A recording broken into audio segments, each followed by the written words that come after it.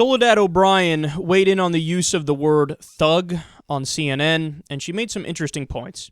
Why has thug become such a loaded word? Listen, I think what the Baltimore City Councilman Carl Stokes was trying to tell Erin Burnett is that thug is a proxy, is a word that we use instead of the N-word. And I think that's really true. I can't think of a situation where there's ever been a headline or someone has called a white young person who's in the middle of a violent protest demonstration, whatever, a thug. We use it all the time when we're talking about people in the inner city. And so, I mean, listen, here, I randomly grabbed a bunch of headlines.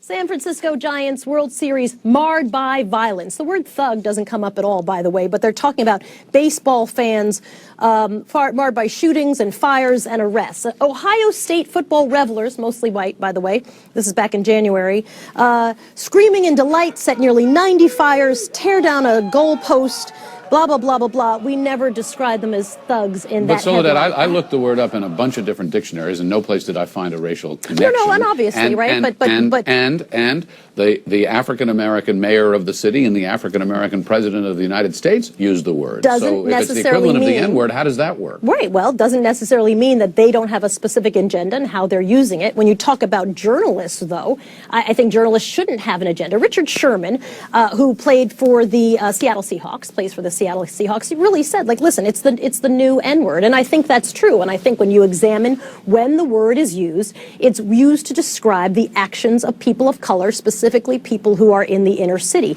I think for journalists to have a debate back and forth about thug and thuggery is naive and sort of misplaced, because it's not really the question. Journalists should strive to use words that describe accurately what's happening. So, for example, so what are the words journalists should be using to describe the people who are out on the streets doing this kind of thing? It is lawless activity that they were seeing, right? Or are you? We're not trying to excuse it in the process. Oh, gosh, not at all. I mean, I literally think you should use words very specifically. So I think you say, these are protesters who are now throwing cement blocks at blah, blah, blah. These are people who are now doing this. Look at this picture. That group right there is doing this. Let me challenge you on that, though, Soledad, because wouldn't the protesters, people who have been going out of their way on the streets of Baltimore in peaceful protest, right? Those would be object peaceful protesters. to you using the words that they're protesters who are throwing the rocks and bottles? I think there's violent protesters. I think there's peaceful protesters. I think there's drunk protesters. I think there's angry protesters. I think when you look specifically about how the word riot is used and the word thug is used, it's always used around people of color, specifically in an inner city context. So that was really interesting. I'd say I agree 100% with her criticism.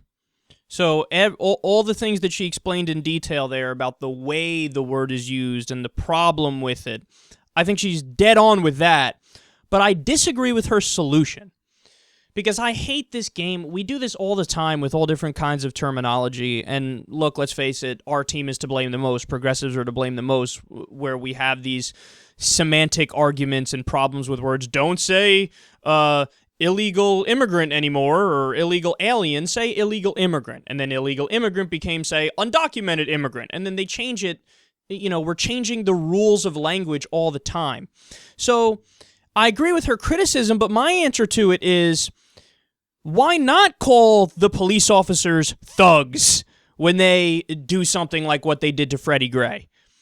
You know, why not call the white people who riot after sporting events thugs? And why not say that they are doing a riot? Because they are doing a riot, and they are thugs.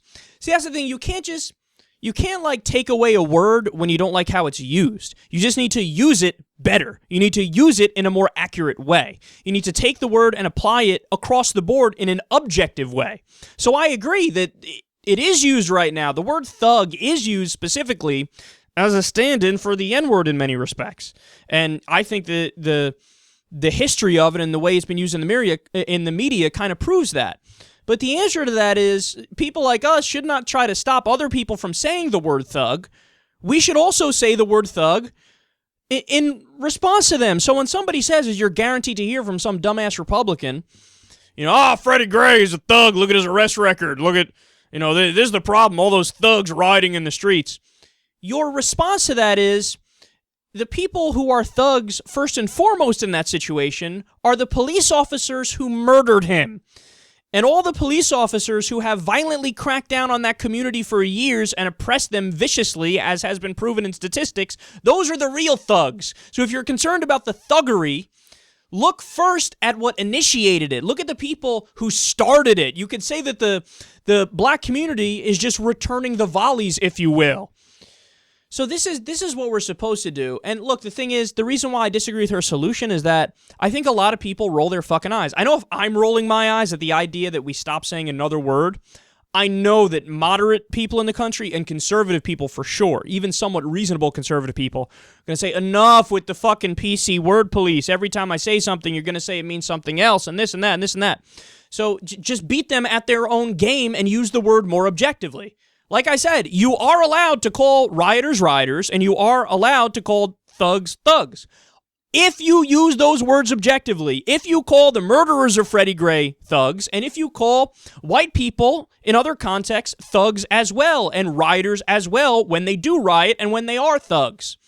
So, again, I agree 100% with her criticism, but I disagree with her solution. I think the answer to the problem is to use those words right back at them, not to tell them they can't use the word.